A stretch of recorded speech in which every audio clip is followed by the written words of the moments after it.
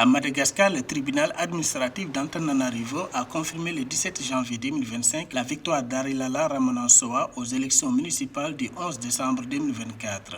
Les résultats provisoires publiés par la commission électorale avaient déjà annoncé cette victoire. Avec 43,24% des suffrages exprimés, la candidate de la coalition présidentielle Irmar s'impose face à ses adversaires et devient la nouvelle maire de la commune urbaine d'Antananarivo, capitale de Madagascar.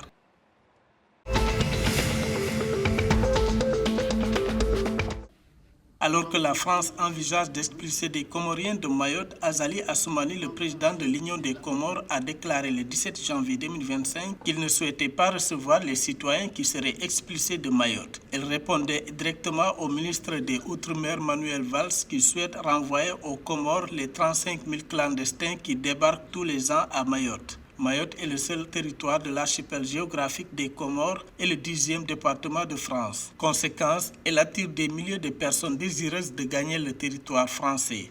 S'appuyant sur les 14 résolutions des Nations Unies demandant à la France de restituer Mayotte aux Comores, le président Azali a réaffirmé que Mayotte faisait partie des Comores.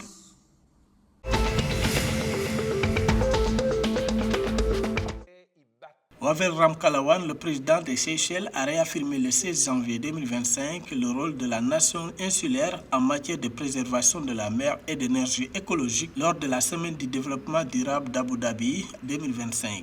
À cette occasion, le président Ramkalawan a mis en exergue la détermination inébranlable des Seychelles à préserver les ressources marines et à les incorporer dans une transformation énergétique juste et équitable.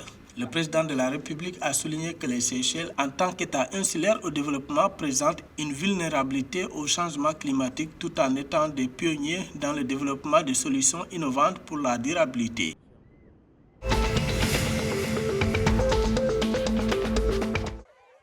En République de Maurice, le taux de réussite national aux examens de certificat scolaire pour la QV 2024 est de 72,65%, une légère baisse par rapport à 2023 où le taux était de 73,71%. Ces chiffres ont été révélés par le syndicat des examens de Maurice en conférence de presse ce vendredi 11 janvier 2025. Le taux de réussite des filles a dépassé celui des garçons atteignant 74,57% contre 70,29% pour les garçons. 12 527 élèves ont pris part à ces examens.